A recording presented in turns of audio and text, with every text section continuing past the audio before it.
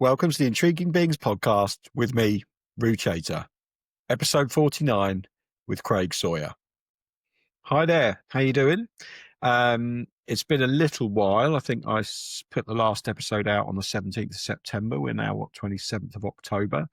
I know I promised I'd be doing more of these, and I actually have been doing more of these, but just on a different channel. So my plan with the Intriguing Being podcast when I started it in 2018 was always to have really interesting characters, inspirational characters, kind of life affirming stories with people from the industries that I work in, whether that's mountain biking or water sports, and bringing those conversations to you. And that was always the goal. And what that did sometimes is it perhaps limited some of the scope of who we could talk to or what we could talk about, because we're always trying to find these really amazing stories.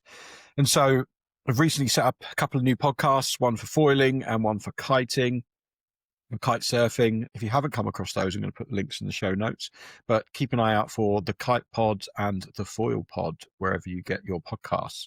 Those we are putting out weekly episodes. So there's actually quite a lot of content going out, and it's obviously a little bit more dedicated to the sports. I did wonder whether I could put them out on this channel, and I thought, no, I want to keep this one as the truly life-affirming stories. And this evening, we have a pretty banging one for you. So Craig Sawyer is one of the best endurance paddleboarders on the planet, arguably. Some of the things he's done are pretty impressive. And he's had some incredible adventures on his paddleboards. And the big one that we talk about in this episode is something I've been meaning to chat to him about for a while, which is the Yukon 1000, which is a 1,000-mile paddleboard race, unassisted, along the Yukon River. And it ends up in the Arctic Circle. So you are literally in some of the most remote places of the world, looking after yourself. And Craig's got some fantastic tales to tell. Really enjoyed recording this podcast, and I'm sure you are going to love this conversation. We go on for a little while. There was loads of stuff that we didn't touch on that we actually talked about after we finished recording the episode. So, there's perhaps scope for episode 2 with Craig, and even episode 3. He's a really interesting chap, does a lot of very cool things. But I hope you enjoy this episode. Without any more waffle from me, let's get into it. Hi there, welcome to the Intriguing Beings podcast. My name is Rou Chater, and today I'm sat with someone who I've been talking to about recording this for some time now, and we finally managed to make it happen. We're both very busy people, so it's great to have him in the studio. Craig Sawyer, who is famous for many things. I first came across him as a filmmaker in the kitesurfing industry and on the kitesurfing tour as well, working with the BKSA and Kite World and some of the media people in that world. And then more recently, I've noticed him on my radar because he's done some incredible long distance endurance SUP adventures. And when I say adventures, they are truly adventures. So Craig, welcome to the podcast. First question for you is, how did you first get into water sports? Where was the love for that originally? So I think, well, my parents used to take me out on holiday down to Newquay in the summer, and I think I had every Fat Willy t-shirt and hoodie and sticker when I was in my when I was 6, 7 and 8 years old. I used to love going in the waves down there. And so that's kind of like planted the seed a bit. But then, to be honest, it really took off actually kite surfing, Okay. which was 2009. My local spot down here is Rustington, or should we say we say Littlehampton to make it a little bit more recognisable, or Worthing for those of you that are not from the UK. And I started kite surfing in 2009, learning down there. Their head, Dan Sweeney, was teaching me when he was like 13. And it kind of went from there. To be honest, I was never very good at kite surfing. And I ended up finding myself behind the camera more than on the water. Obviously where we met at the BKSA. So I ended up working a lot within the kite surf industry. I used to love that side of things, and kind of combining sort of the filmmaking and the content creation, and being around the water sports. Got to go to some amazing places and do some incredible things. So it kind of like, I've always liked being around water, but I think it was really quite late, I guess, in my life that I started kite surfing really in those early days. And then when did you start getting into filmmaking? Because that's obviously your career and one of your other big passions. So when did that start for So you?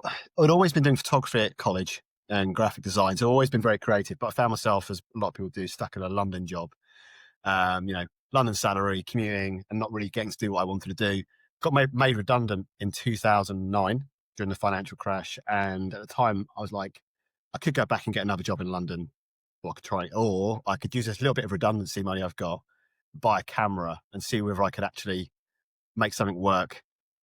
Doing photography, or sort of, it was photography at the time. Thought I'd be a wedding photographer. So that looked good. My mate was doing it and he's making good money. And I shadowed him for one wedding, and I was like, never doing that again. That was like the most horrific experience of my It's life. a stressful gig being a wedding photographer. It is. I mean, like, there's certain people that are born for it, but like, I am not one of those.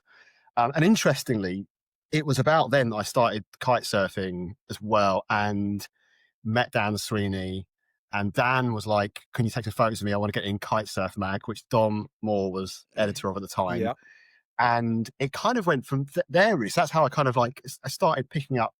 I actually, fun enough, met a guy on a kite surf course with Airhead, Patrick Barrera. We met while both doing lessons kite surfing, and he worked for Virgin as a project manager. And he was like, "Oh, what do you do?" And I was like, "I do filmmaking."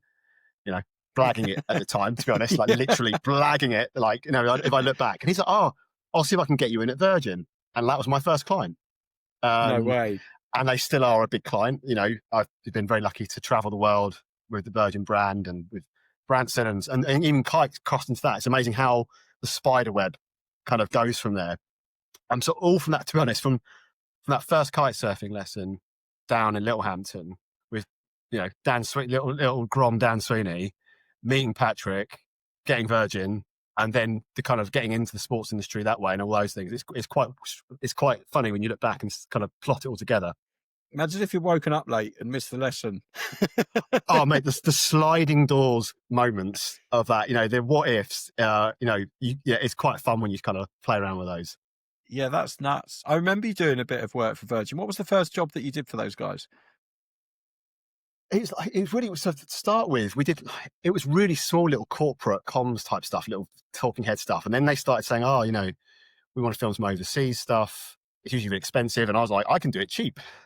Yeah. It's just me. And I bought my first camera. It's really funny, actually.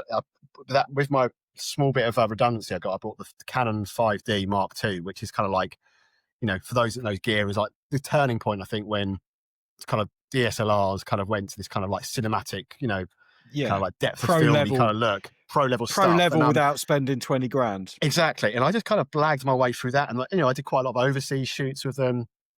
Obviously Richard was doing a lot of the kite surf stuff, so I started getting involved with the Kite Surf Armada and filming stuff both with Dan Charlish and Richard there. It kind of escalated from there, really. So it turned into working with the airline, Virgin Atlantic, Virgin Limited Edition, went to NECA and all that kind of stuff. Pretty so kind of it all from a little kite surf lesson in Littlehampton. That's nuts. Absolutely nuts. And then obviously these days you're massively into SUP, and anyone listening will know your name because I think you've made some waves in those circles, that's for sure. When did you start getting into paddleboarding? When did that come along? So initially I didn't get it at all. And then, I think 2010, I was out in Barbados with Patrick and Dan Sweeney. We went out for a long weekend kite surfing. One of the benefits of having someone that worked at Virgin at the time as well, you could do these we'd do these last minute, see how empty the flights were, go to Gatwick, jump on a flight Friday morning. You were in Barbados Friday afternoon, local time, kite surf Friday, Saturday, Sunday, get on the Sunday night flight and be back at work on Monday. And we did a couple of these, three, and we took, we were taking Dan Sweeney out, 15 years old, taking him out to these, to the Caribbean. And I was taking photos and doing stills out there. And it was one trip that basically there was no wind. And we were on Silver Sands Beach where Brian Tarmer place has, we had the Action Hut.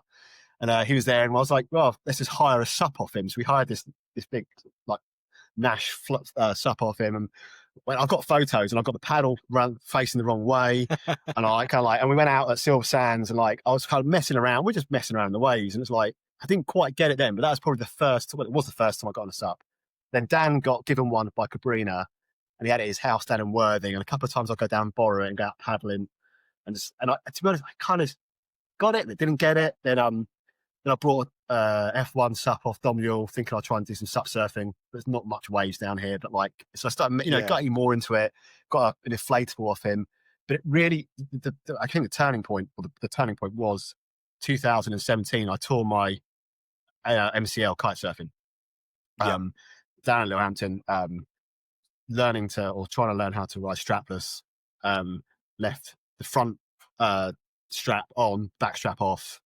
You can put, back foot fell off the back of the board as a front knee went round. Oh. That was the knee gone. It was really quite amusing. Like, I was in a wetsuit, and I was trying to play it down. It's all good. It's just a little sprain. It's mere but a cut. And that kind of got myself back into the beach. And anyone that knows Goring, you got that grassy bank that goes up, and you have to come down the other side. And I was basically had a torn ACL in my wetsuit, so I was hopping up the grassy bank, down the other side of the grassy bank. And I think Lewis was there, Lewis Craig, and he kind of helped me land the board and land the kite. And I went to try and take the wetsuit off, and I was like, I can't, the pain was just too much. So I was like, I'm going to drive home. I'm going to just cut myself out of this when I get home, and it'll all be fine in the morning. It'll be a bit. And I remember going in the car. Luckily, my van is automatic, so I drove home with the wrong foot. It was my right knee. So I drove home automatic, but with the wrong foot. I was still really hungry though, so I stopped at a Mackie D's and got a Mackie D's in my bag. and then got home, sort of cut myself out of the wetsuit, and the knee was just, again went to bed, pretended that a bit of a, what's it, Ike Rice, isn't it? Rest, elevation and ice all that kind of stuff. Yeah, it's all going to work. Woke up the next morning and literally was in pain. So anyway, I torn the NCL. Didn't need any surgery, but was out for 8 to 10 weeks, kind of hobbling in a brace. And actually, it was the recovery thing that they were something like paddleboarding would be really good because it's low impact, it's all full body, it's it's going to be less stress on the knees, but it's going to be a good way to build it up. So that's when I started just thinking, okay, I'll take it a bit more seriously and I'll start programming paddling and doing a bit more of it. And that's kind of so it's kind of forced actually from from a kite surfing accident and using it as recovery.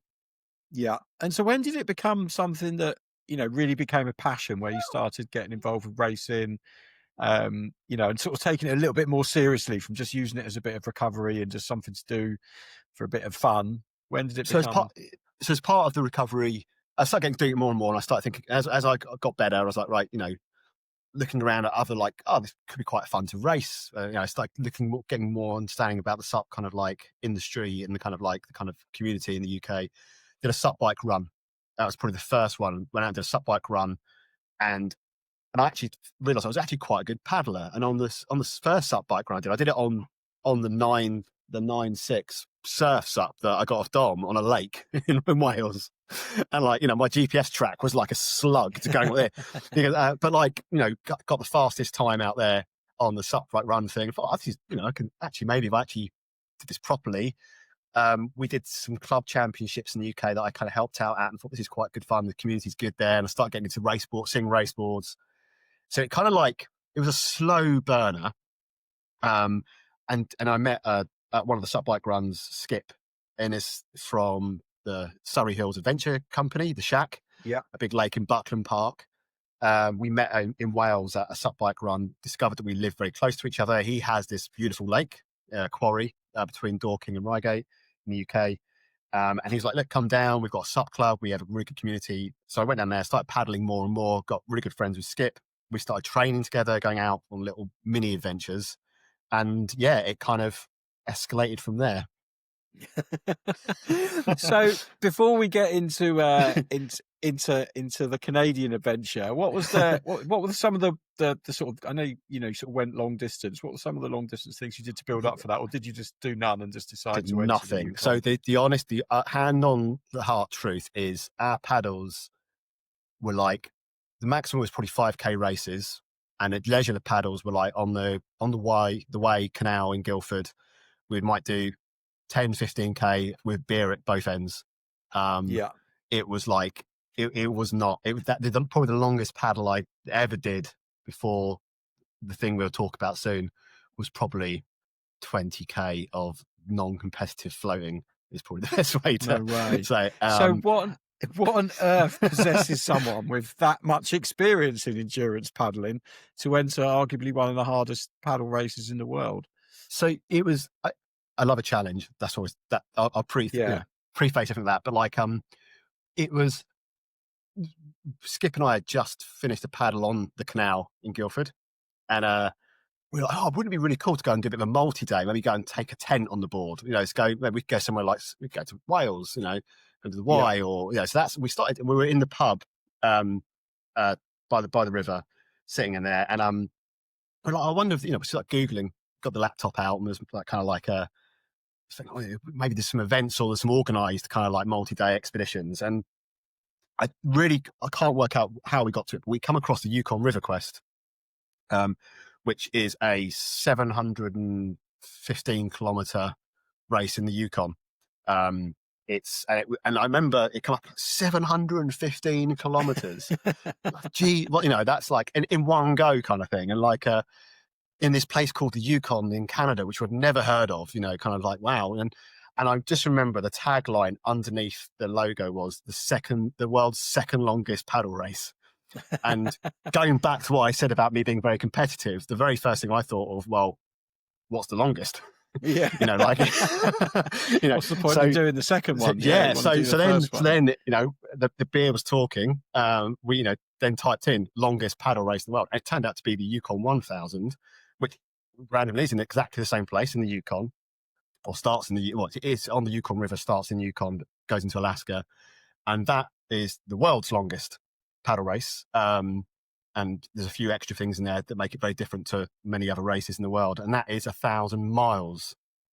So 1,000 miles is 1,600 kilometers. So it's double, pretty much. Well, more than double that, more than double. Up into the Arctic Circle and into Alaska, unsupported. So no stopping, no checkpoints, no comms, no kind of like outside support, and you have to finish it in under 10 days. And if you got to the finish line, there's like 1 point for them to get you out of the finish line. And if you didn't get there in 10 days, then no one's going to be there waiting for you, and you're basically just scratched off the list.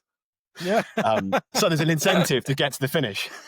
Yeah, you've got to complete it, otherwise you're not going home. So we saw this, and we were like, and it said this is August 2019. It was like applications now open for the 2020 race, the summer, July 2020.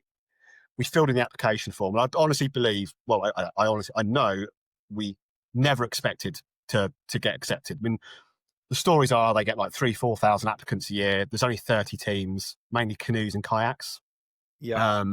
But SUP was a fleet. We kind of put the application form in, and it was like, we've got there's no reason why anyone should choose us here. And I think it was more beer talking, bravado. We filled the application form in. We all went home and thought, well, we're never going to hear from that again, kind of thing. Yeah, that's fine. That's good while we were drinking a beer and talking about exactly, it. Yeah, thank goodness we don't actually have to do it. We kind of felt like we had done a bit of it because we filled in the application form. That was enough for me. And then you'd done like a 20k paddle before, floating around on a lake. We got exactly. We got the organisers. I think sent us a few questions back, but they were kind of questions that didn't suggest that they were actually considering us. They were just more, adding to our experience and what we would do if we got accepted. And anyway, a few weeks after that, I was on holiday with the family in Spain. So like horizontal with a beer in hand at 12:45. And I had an Apple Watch on at the time, and I got an email that come through. And I looked at it, and on the screen, it just said Yukon 1000 decision accepted. That's the part of the email I could see on the screen. And I was like, you can imagine that, I was like, holy, oh, I'm with you, I can swear. Holy fuck. Yeah. And I was like, okay. And I said to the fans, like, I just need to go for a little walk. I hadn't even told them I put this up. They didn't even know anything about it. Have you told me you'd entered? Oh, no, I didn't even know. So I'm just going to go for a little walk. And I went for this little walk along the beach. I was like, message Skip.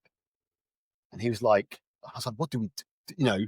We've got a month, we got a few weeks. We don't have to tell them now, but like, so that night, I remember at dinner with my family, I was like, we were just sitting there chatting small talk over dinner. And I was like, oh yeah, by the way, I kind of entered a race next year. Oh yeah, where's that? Wales or, 20, 30. Well, it's into the Arctic Circle and 1,000 miles unsupported with bears. and anyway, so what do you want for pudding? So I dropped it in there, and so we spent about a month kind of working out whether we wanted to do it, whether we felt we could do it. We went out for a couple more training paddles, and it's hilarious. I mean, I've got footage and photos of our training paddles. I'm like wearing ski gloves. I've got boardies. I've got the most inappropriate clothing. I remember we went out and did a 40k paddle on the river Wye, and the canal, Way Canal. Like I took a banana and a protein bar and like 500 ml of water, like was dehydrated in an hour or two. We worked out, we were like 1,000 miles, 10 days. We worked out what our average mile speed had to be. And we couldn't even match half of that speed on the canal with no gear. So everything was like suggesting this was not a good thing to do. So we did what anyone would do in that position, and we said, "Yeah, we'd give it a go." Yeah, we got a bit of time to get better. Got a bit of time, and then so that was September 2019. And then, to be honest, at that point, we did take it. We obviously had to take it very seriously and properly training ramped up. We got all the proper gear. We did a lot of that kind of stuff. We started doing long paddles on the Arun. When I say long paddles, we started getting up to like doing regular sort of 60, 70k paddles on the Arun with gear, with against tidal flow, just trying to make tricky conditions through the winter of 2019 and 2020, and then obviously COVID hit, which was probably the best thing for us for the race, because what I know now, having done it, like I couldn't imagine we would have been able to get through it in 2020. Would you not have been picked up at the finish, basically, if you'd done it in 2020? You might not have made it. I'll still be there now. I'll be there now somewhere. And so obviously 2020 got cancelled for obvious reasons. 2021 again, because at that part of the world they didn't have COVID, and that no one wanted people up there that might have it. It was it was frowned upon to travel, and obviously travel still was quite so. Yeah, so that was but what that meant was that we didn't stop training. So I guess they just pushed the entrance back to when they were going to run the event. So you're still in the event. You just got more time to train. More time to train. So I did all my like level 3 personal training diplomas, strength and conditioning. Because the film work kind of understandably over COVID kind of dried up a bit. You and I worked on a project together, which is fun. Yeah. But like there was film work kind of was not there, so it gave me time to kind of do all my these training courses and diplomas and stuff, which I really enjoyed. It kept me busy. Worked on the training and kept up the paddling, because obviously we could have outdoor sports for most of it, which was great. So that actually worked out really well. So when it come around to 2022, before we were in a good place, and actually we were like, yeah, we can, feel like we had no idea what to expect, but like if we're not ready now, we're never going to be ready. And like it almost, it's the other thing as well. When you think about and talk about something for so long, in the end, you just get bored of it with yourself. So it's just, it's no longer, it kind of desensitizes the kind of risk. You kind of like, it just, the novelty was gone, and now it's like, I just want to crack on with it. Time to go. It didn't quite go to plan. Yeah. So I remember the story for that. So you spent 2 years training. I mean, let's just talk about race prep a little bit more before we dive into the nuts and bolts. But you've mentioned that it's unsupported. So what does that mean in essential terms for someone who is listening to this going, well, what's this race all about? Means you start day one. You start at 7:30 in the morning in Whitehorse. So Whitehorse is kind of like a town in Yukon, on the Yukon River. And basically, from the moment you leave that spot, there is absolutely no outside support. So what that means is we were no comms. So we had a satellite phone that was in a tamper-proof bag. So you only got that out if you needed rescuing or someone's dying, basically. If and it would all be checked. No mobile phones, although phones wouldn't work up there. Trackers were only allowed to be one-way trackers. So we had spot trackers that send a ping, so the organisers and family could see where we were, but we had no idea where we were, or no idea where other people were as well. There's just literally, so once you leave the start line, it's just you and your partner. You're on your own. You're on your own, and you have no idea. You can't check on things like weather forecasts. You can't see, who's in front of you, who's behind you. You can't. There's nowhere to stop. You can't stop and restock. So everything you need for 12 days, because you have to take 2 days worth of extra food and water. Okay, that's on your board from the second you leave the start line, and it's got to see you through to the end. There's nowhere to restock, nowhere to refuel. There's no comms. So how much food are you talking about? There must be sort of bags and bags of calorific food. Because if you're paddling at a speed, what's the speed that you've got to maintain to finish it? What's the average speed? So you basically paddle for 18 hours. So you're allowed to paddle for up to 18 hours a day.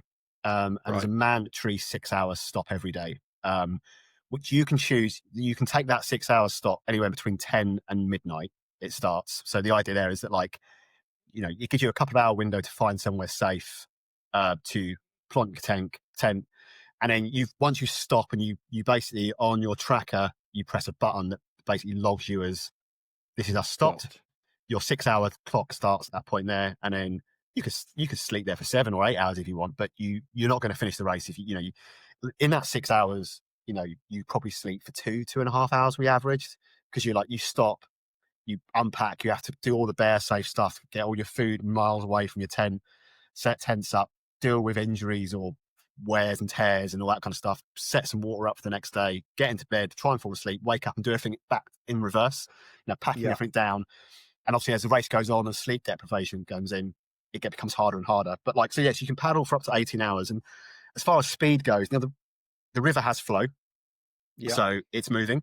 Parts of it move very fast. Some parts of the river are moving at, you're going along at 15 kilometers an hour, which is great. And other parts, there's a 60-kilometer lake at the beginning, which is just it's like Loch Ness. Obviously, zero flow. Can be waves coming at you from all angles. It has its own microclimate. Big storms can whip up out of nowhere. So you can't really. The biggest mistake people make is on the race like this is saying, okay, 10-day cut off, 1,000 miles. Okay, we just got to do 100 miles a day. But you just can't think of it that way, because depending on the conditions. And the first day with the lake, you're going to do 60 miles max. Absolutely not.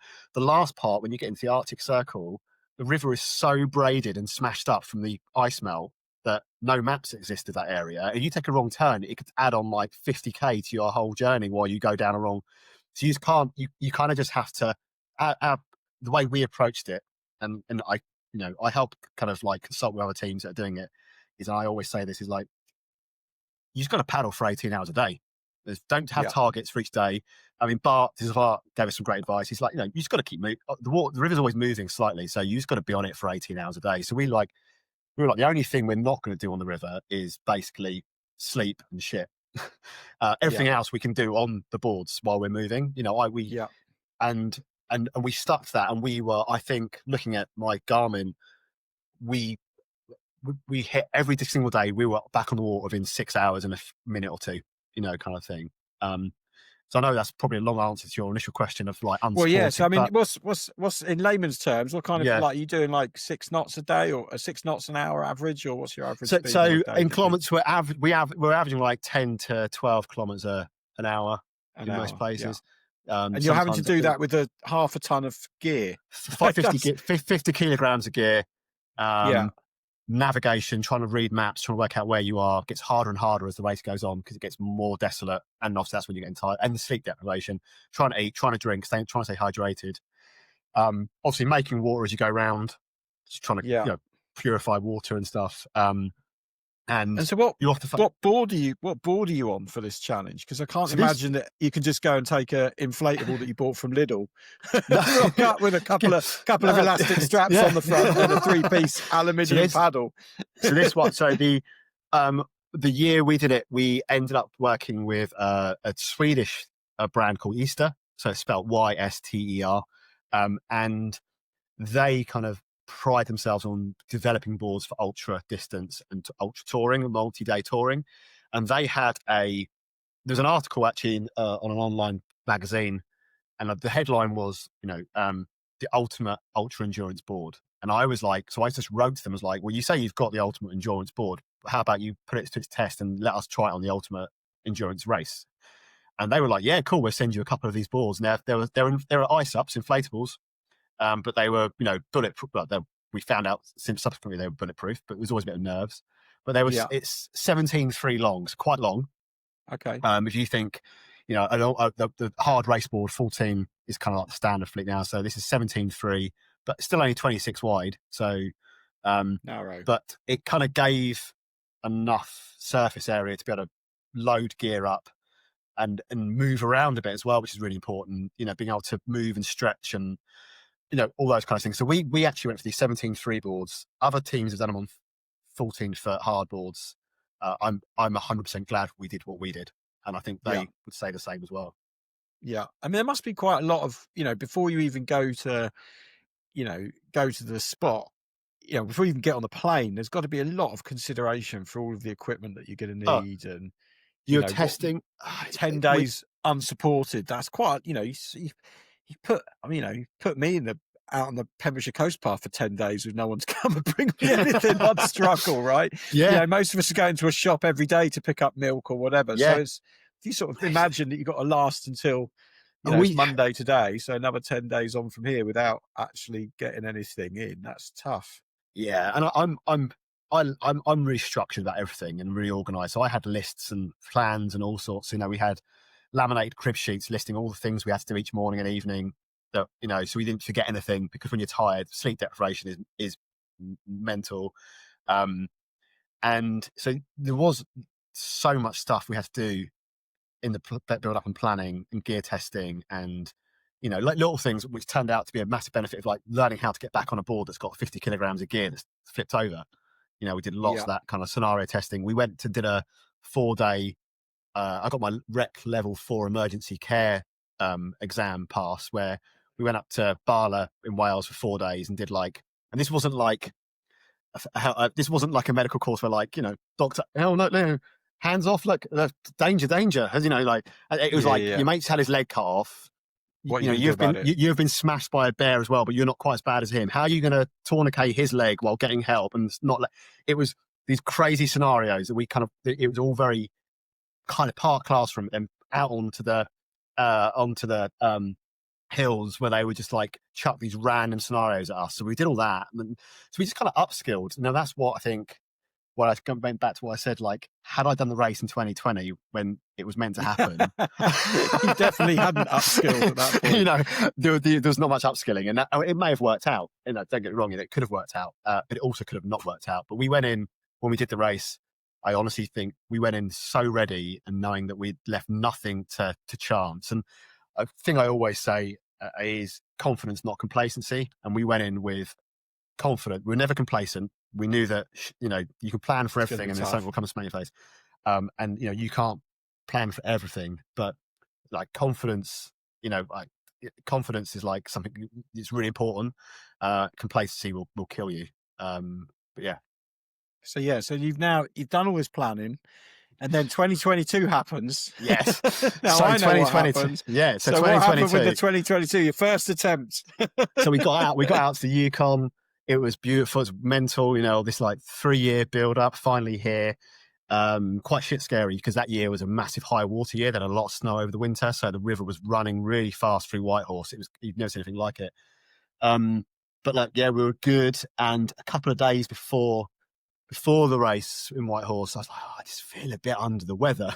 But put it all down. There's nothing that a good beer and a burger won't fix. Yeah. Nothing. And it's nerves and all that kind of stuff.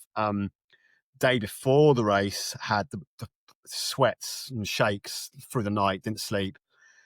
Went out, got a COVID test. Got COVID. No. Never had it before. Never had it since. Had COVID, and that was the day before the start of the SUP fleet. So there was a moment of the organisers were they're not putting. They always made everything your decision. They weren't going to tell you what to do. But I was I can't go up to the off grid to these random parts of the world where very few people live carrying this. And I've got it. That's the first thing. Spreading it around. And B, putting stress on the emergency services if we need help. I mean, there's not the emergency services up there. The rescue system up there is you pay for this thing called Global Rescue, and if you press the SOS button, it sets in place this kind of process where the main global centre will contact the nearest bush plane guy, the guy called Jeff, who's got a bush plane that can fly in, and it might get you out and not your mate. And I'm not, so it was it wasn't really a tough decision. Well, it was a difficult decision, but it wasn't really something I had to. Heartbreaking. It was heartbreaking. It was absolutely heartbreaking. So we had to scratch. Felt for Skip, because obviously Skip wasn't ill. This is 3 years after you first signed up for this race, right? Yeah. So we put an awful lot of time and effort into it now, and money. I've got COVID. Yeah, did you give Skip COVID just to put the icing on the cake? No, that was it, because we were also we could get going, but you could get it, Skip, on day 3 or 4, and then be worse. But he never got it. He never got it. No way. we shared a room. Well, when I got it, he then went and found another room. Like, and I wallowed in this room for like 3 days, with him just dropping like medicine and packages outside my door, and then obviously we couldn't fly home because then it's like if you had to have like something. I can't remember. You couldn't have been tested positive for 10 days before you could fly. Otherwise, it was like $250,000 US fine.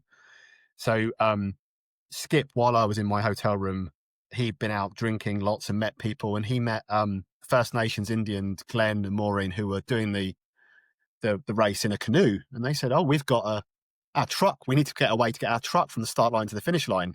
Why don't you take it?"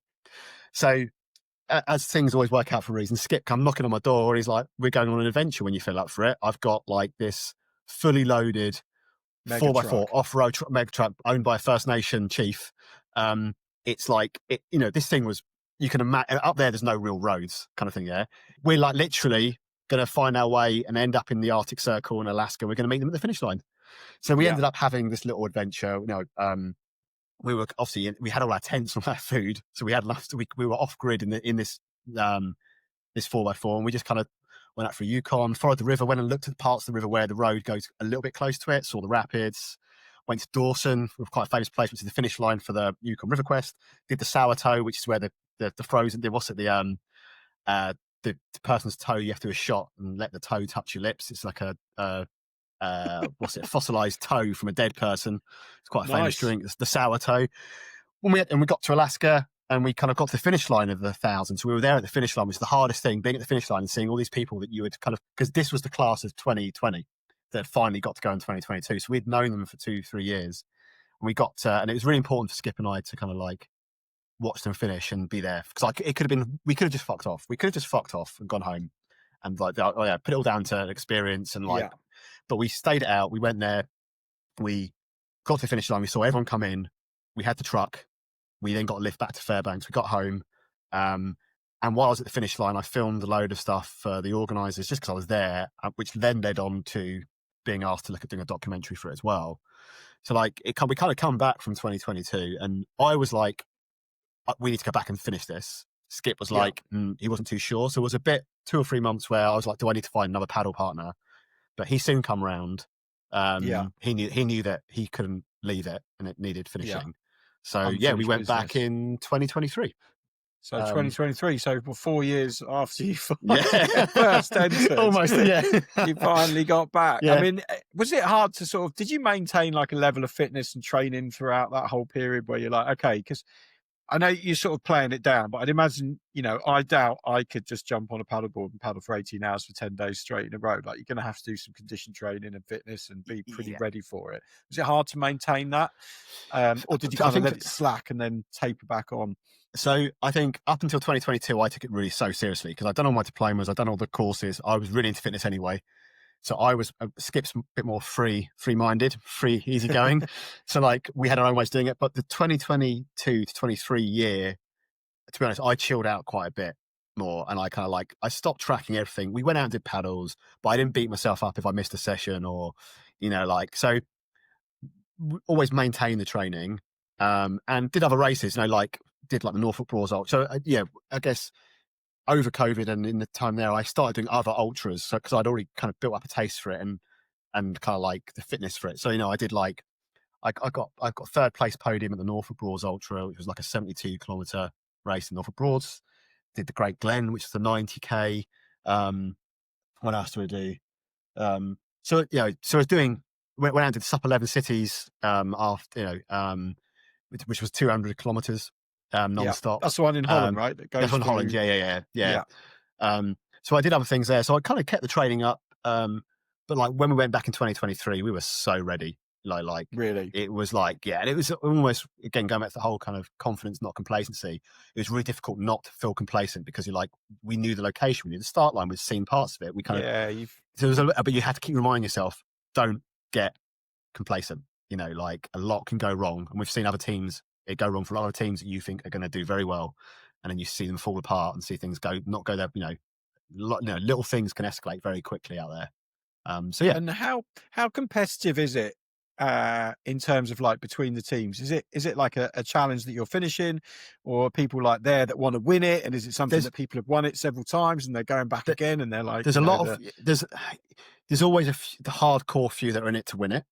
And like in the year we did it in 2023, there's a big Estonian contingent out there, and they were there to try and break the record for the fastest. The record was set in 2022, actually, as in the record for canoe, so kayak. That they did that. I think it was 5 days, 10 hours. I can't remember what it exactly was, but it was like that was because canoes and kayaks are just, well, the kayaks, 2-man kayaks are just So there's the competitive ones, and there's most, but I'd say probably 70-80% of the fleet of the 30 teams are there to complete it, to make it within the to come in with their heads held high within the 10-day cutoff, and support any other team in any way possible. You know, the truth of the matter is, if something goes wrong after that start line, it's probably another team that's going to help you, or you're going to help another team. So there was a lot of that kind of camaraderie. Yeah, so that makes a big difference. So Yeah. let's look at the first day then. You finally get to the start line. Yeah. Finally. What's going through your mind? So again, the best thing I did was like the night before. This just shows how I went and brought the biggest Subway sandwich, like the big foot long, fully loaded, and I put that in my kit bag for the first day, because I was like, that's the one day I can actually have fresh food, because everything after that, you know, you can't. So the first day we're on the start line, actually was just wanted to get going.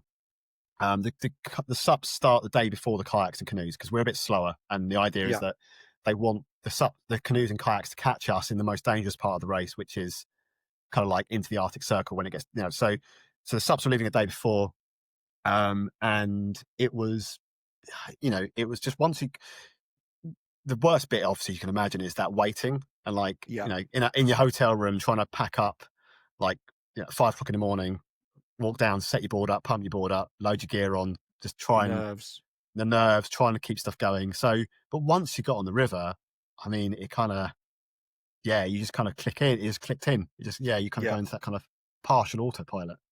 And then you've got the lake on the first day, right? Which you so we started off the first day. So you leave Whitehorse, and you kind of, the first like 20-30 K, it's very beautiful. You know, you see your first, you know, eagles, loads of eagles. Like the eagles were like seagulls in the end. They're like, you know, like, you got these amazing eagles, you know, like American eagles staring down at you, flying across. And, you know, first 10 minutes, oh, look, we said we're going to have like to pass the time, we'd have like a point score thing. You know, we had like, you know, 10 points for an eagle.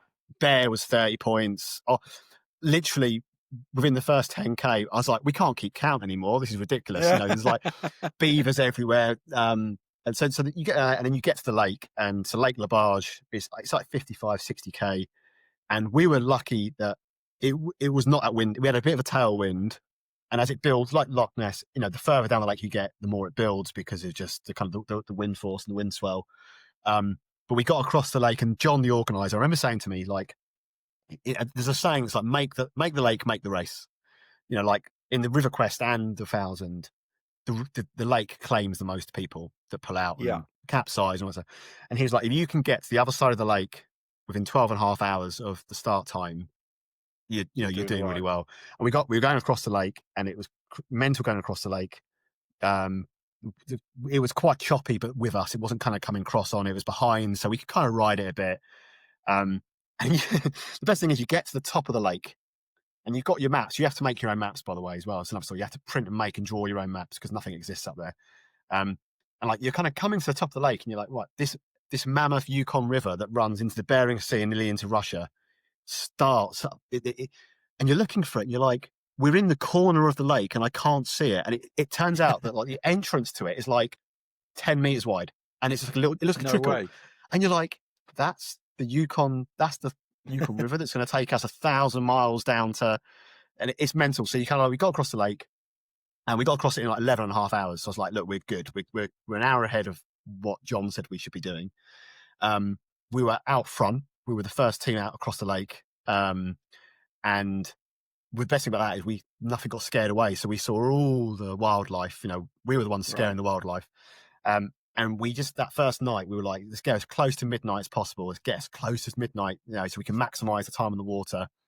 And we had a target point I wanted to get to. It's a place called Hootalinqua, and it's like a little island. It's got an old smashed up steamboat on. And and I knew it was an island that was safe to camp on from bears and stuff. So I was like, if we can get there, it's got like there's like a bank where I've seen photos. It's like a tourist. People go there in canoes to like check out this smashed up steamboat. We obviously weren't allowed to camp anywhere where there's campsites or anything, or where there's other humans. We had to have no contact.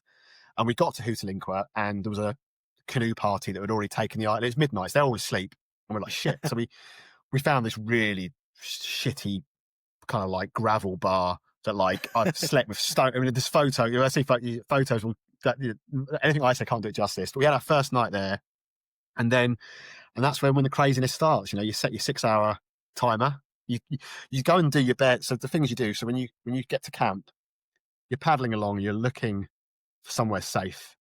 And when I say somewhere safe, ideally a sandbar in the middle of the river, because bears don't really swim. Contrary to what Jungle Book, Barloo will show you, but they don't really, they float, and they don't really go hunting on. Yeah, they're not going to go far from the. They're shore. not that far. Yeah, there's So and also an island is good because you can see whether there's anything on it. There's no vegetation, and generally as well, you're not having to worry about mosquitoes because there's not really bush around there as well. So prime real estate on the Yukon is a sandbar. And when you get there, you're like, as being Brits, that the scariest animals we have over here are squirrels and rabbits. Yeah. Like we kind of get off. You got your bear spray. So bear spray is like mace. So like and you got your bear spray, and we had like knives. We had these really cool knives, like Crocodile Dundee knives. And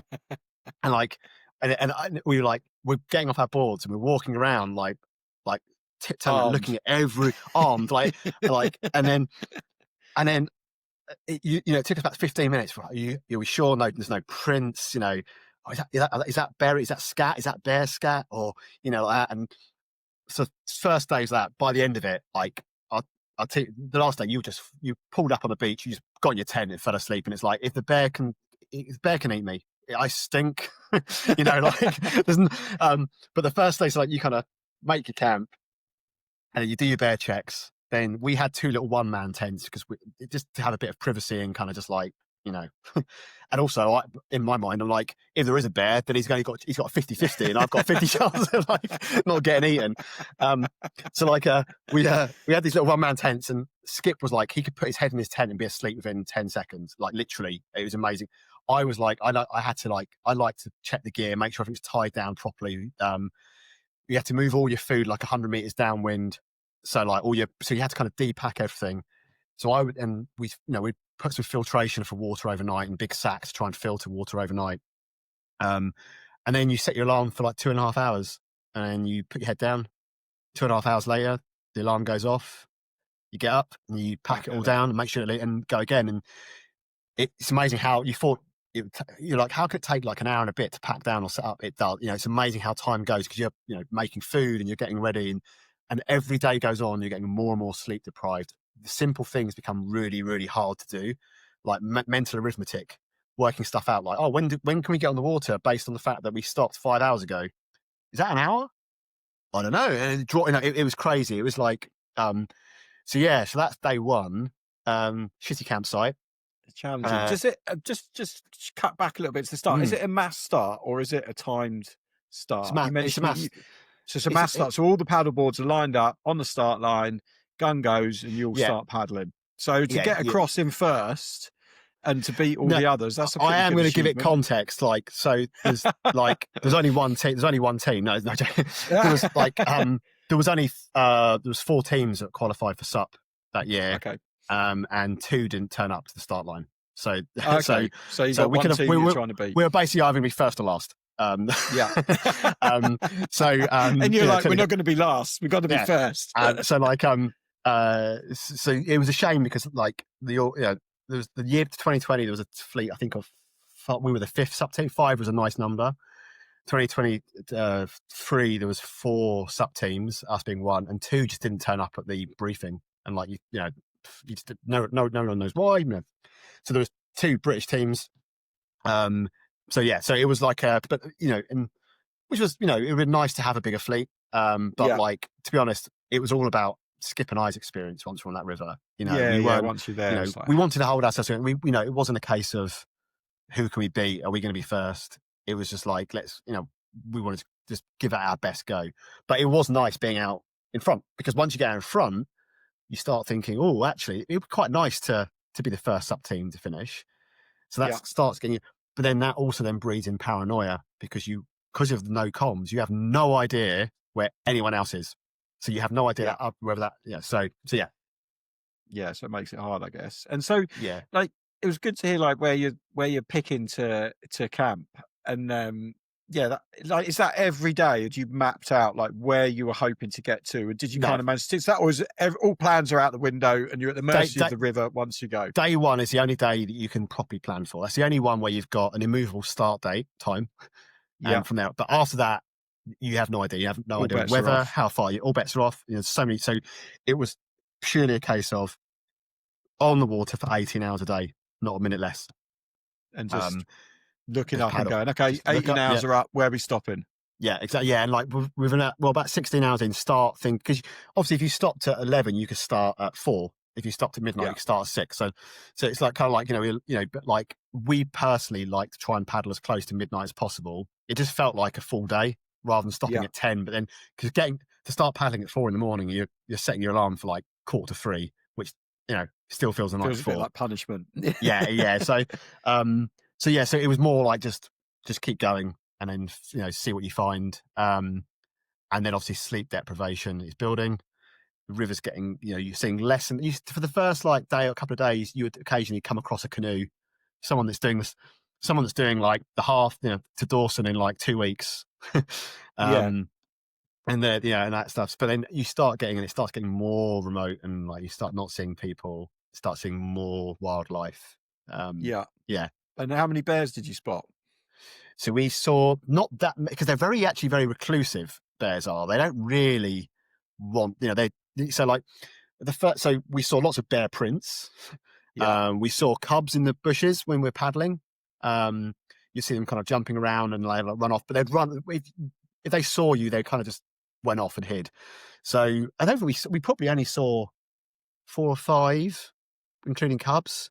But you knew they were there, and like that's almost worth. And I can tell you some funny stories about some of the campsites. But like you'll see prints, so you'd stop for we said we'd only stop for 2 reasons: to sleep and shit. So whenever you wanted to stop for a shit, you're like crouch behind a log, and then you suddenly see some bear prints, and you're like. And the funny story as well. This is quite funny. So with bear prints, like it was like, how do you know if a bear print is fresh? So like they're like, if you look at the bear print, if it's got sand in it, it's because wind's blown it in, so you can tell that it's not that fresh. But if it's a real crisp edges, then you know that it's like fresh. So you think, okay, that's pretty easy to spot, because they can stay there for weeks because the water doesn't really rise. There's nothing really flying away until the snow comes in. Interfere with them. But then Glenn, the First Nations Indian, he said, oh yeah, but bears basically do the same loop. They do like a 2-week loop pretty much. They had their own territory. So I was like, so now I've got to work out, is it fresh? If it's not fresh, does it look like it's nearly 2 weeks old? Because if it's nearly 2 weeks old, he might be back. Might be coming back. Yeah, so we saw lots of that. We saw lots of moose and caribou. And moose are huge, absolutely. And you have to be really careful where you camped with moose. Actually, are probably more of a risk camping than bears, because moose will walk through a tent and just kill you through their weight and size. They won't walk around a tent if you happen to put it somewhere that's on one of their place. In their way. Lots of beaver. Saw an Arctic lynx, saw a Yukon lynx, which was pretty impressive.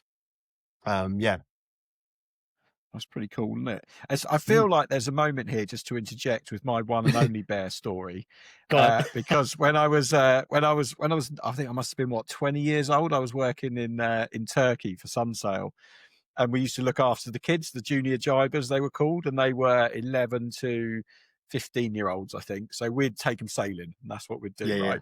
And it would go in a rotation of which instructors were looking after the junior jibers, and it was always seen as a bit of a like, that's rubbish, isn't it? I'd rather be teaching adults to sail than looking after the kids. Me, being a bit of a big kid, always took it as a great adventure and a time just to doss around and not do any sailing and just to give the kids a great time.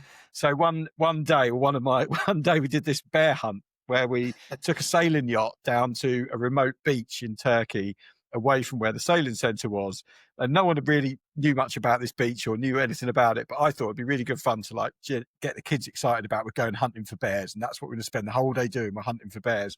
So we're on this in these woods in Turkey near this beach. You've anchored the boat, we've paddled the dinghy across, and then we're walking around the woods. And I was there with my sailing manager, a guy called Richard Gunn. And if he ever listens to this, he'll laugh. He still talks about his stories this day. Needless to say, being a young 20-year-old windsurfing instructor, I drunk a skinful the night before, so I had a bit of a hangover. We're walking around and we're looking at animal poo in the woods, and there's plenty of animal poo around, and we're looking at it, poking it with sticks, going, it doesn't look very fresh, doesn't look very fresh. So then I decided that I needed to go to the loo, so I took myself off away from the kids and had what I would describe as an explosive episode. And as I was walking away from such explosive episode, I decided, this would be quite funny to get the kids back here and pretend it's fresh bear poo. So I got the entire group of junior jivers, which I think was about 7 or 8 kids, and my sailing manager, who was my boss, to come back. And all these kids are poking the bear poo with a stick. And I'm going, look, it's really fresh. It's really fresh. And my sailing manager's just looking me straight in the eyes and just going like, I can't believe what you're doing. Because he obviously knows full well it's not fresh. It's not bear scat. It's fresh Rou poo. So, and then at that point I said to kids, I think I see a bear. It's coming. So we all then run and we jump in the dinghy and we get to the yacht and then we sail back. And they're going, oh my God, we nearly got eaten by a bear, right? And I'm sure there's 6 or 7 kids out there that are disturbed, either mentally scarred or this story stayed with them for life. But at the end of the week, we would always get the kids to draw their favourite thing. So what was your favourite thing of the week? Was it sailing? Was it walking up the hill? Was it every single one of them, without missing a beat, drew them poking a bear poo? And it was went down to stuff of legend. So that is the closest I've ever got to a bear. So I can only imagine what it's like trying to get some sleep, knowing that there's bears in the area, because they're big animals. So two good stories in that then. So on the camp, so I think probably there's 2 really funny ones. I say funny ones, really funny ones when we talk about bears killing you at night. One night I remember we checked for bear. It was a bit of a dodgy campsite. There was a lot of bush and tree line around, but there was nothing else we could find. So we decided to go for it. And I was shining my torch into the trees and that, and you're tripping out with hallucinations and it's kind of sleep deprivation. I could swear I could see eyes reflecting back. But anyway, we woke up the next morning and there was prints that weren't there the night before around our gear. No way. We never heard anything. And not right around the tent, but like around where you were. Kind of where we were. So that was one. So that was a bit like I was going to ask you if you ever woke up and found your sandwiches had gone missing or anything. No, but the best one is the funniest one is we were just in the Arctic Circle. We just got up into the Arctic Circle and we were making camp, and it was a really nice sandbar. It was a great sandbar. And it was great. We had massive storms all day and the sun had just broken through. So it was a real nice kind of like vibe. The sun was out, we were drying out, we found this campsite. We'd put our tents up anyway. So I got into Skipper's already asleep, and I'd done a few admin bits, sorted a few things out. And I've got into my tent, and these are little one man, they're almost like coffin tents. They're not like bivvies, but they're kind of angled, so you can't really sit up. You kind of just about sit up in them. But I'm kind of in there, and I've got my sleeping bag, and I'm laying there, and I can hear rustling right by my ear. I was like, what the fuck? So I'm laying there, and I could hear it against the material of the tent. I'm like, there's something outside, and I'm like, what the so I'm like, and I'm like trying to not move much, but work out where the bear spray is. And I kind of reaching down, trying to not move, and it's moving more and more, and it's getting really, and I kind of got the bear spray, and I've kind of trying to find the knife. What I'm going to do with the knife? I mean, I'm not trained in knife combat. I'm just hoping it make you feel a bit safer. Yeah, maybe feel a bit safer. And we also realised that we were probably more dangerous to ourselves holding knives than we would be to the bear. And then I suddenly was like, oh, hang on a sec. And I realised every time I moved, I could hear this bear or whatever it was. And I realised it was actually my beard on my sleeping bag that was scratching. No, because you're with sleep deprivation. That's brilliant. So every time I moved, it was, and it sounded like it was outside the tent, but it was right by my face, and it was just scratching noises, and it's anyway, and it's like it turns out with sleep deprivation is we all probably know or have experienced at some point visual hallucinations, but actually you can really get a lot of audio hallucinations. So like Okay. I would hear brass band. You could hear a brass band in the distance, or you would hear talking, and you'd hear people, and you get really paranoid because you could hear voices in the mountains. And it's the same with the beard noise. The kind of like my whole kind of spatial awareness was not in kilter, so it sounded like it was outside. It was just really funny. I suddenly realized I laid there for a while, like doing that with my beard against the sleeping bag to keep just checking. Yeah, so that was the two kind of quite fun bear stories. Oh, that's mad. That's really mad. And what food were you eating? You had your Subway footlong for the first day, but Yeah, so I'm guessing it's all you having to rehydrate it, and what are you doing about water freeze and dried everything food like that? Yeah, so freeze dried food is your staple. It's like you're never going to be able to eat the calories you're expending, but over a 10-day race, you've got enough muscle and fat on you to go. So you're not really trying to replace what you're using. There's no point, kind of thing. It's just it's going to get very difficult too. So we had two freeze dried food meals a day. It's like 800 calories, a breakfast and like an evening meal, and then loads of like things like beef jerky, nuts, peanut butter, like a plastic jar of peanut butter that you could just scoop your fist into and like literally just cover your. And it's like it's amazing. You crave fat when any endurance race. This will know, like after a while, your body starts to really crave. Obviously, protein and fat is peanut butter just like literally. It was like sticking your hand in and just like literally just smothering it in your mouth. Getting like beef jerky sausages and sticking them in peanut butter. Just high calorie. So that's a food. So what we would do is we got those like little heated the flasks, like the thermos flask, but the meal ones. So going back to what we said about never doing anything other than sleeping and pooping in camp.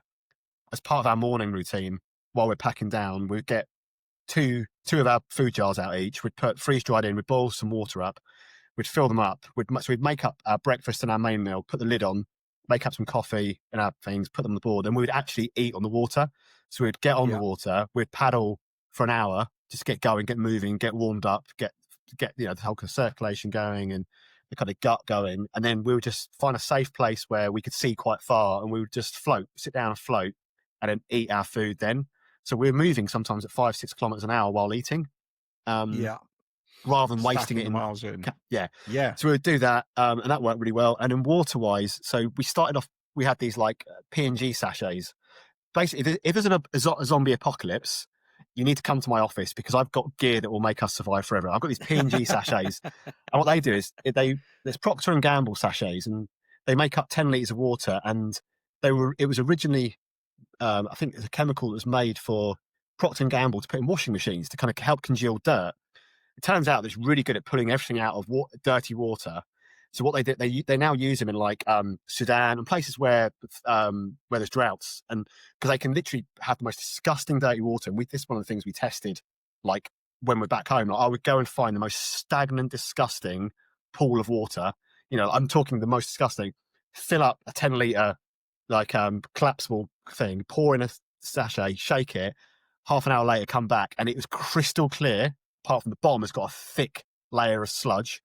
And you put like a muslin over the top, and you pour that into a water bottle, and it just tastes like normal water, which is really no way. Actually, tastes all right. It just tastes because there's no chemicals in it. It just tastes normal, and like it's crystal clear. But it's a bit of a faff, and you have to kind of filter it out, and you have to shake it, and so these are really hot. These sachets were really over COVID as well. People were buying them left, right, and centre. So I had to buy like 1,000 of them for like 800 quid because no one could sell them.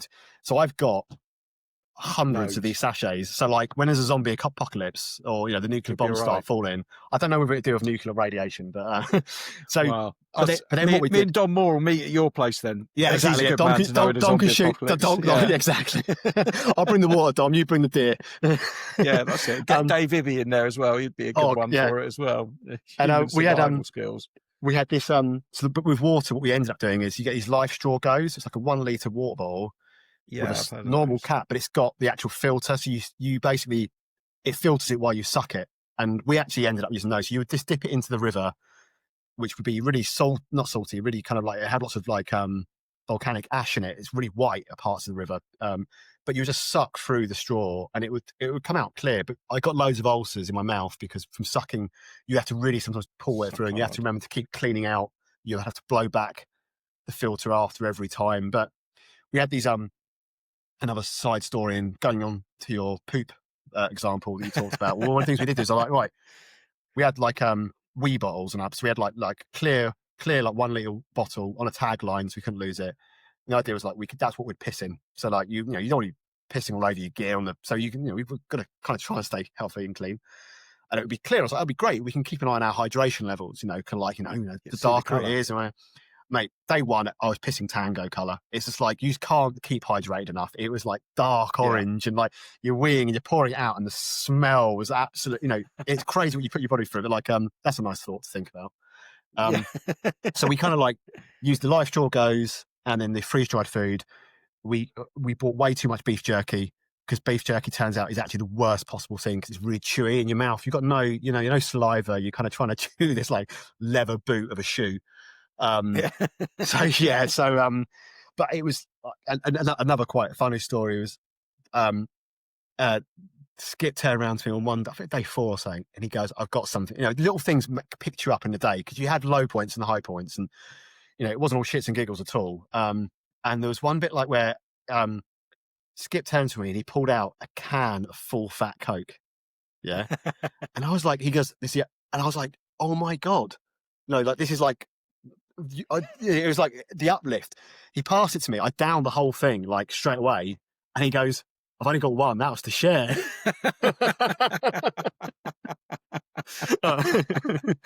And that was it gone.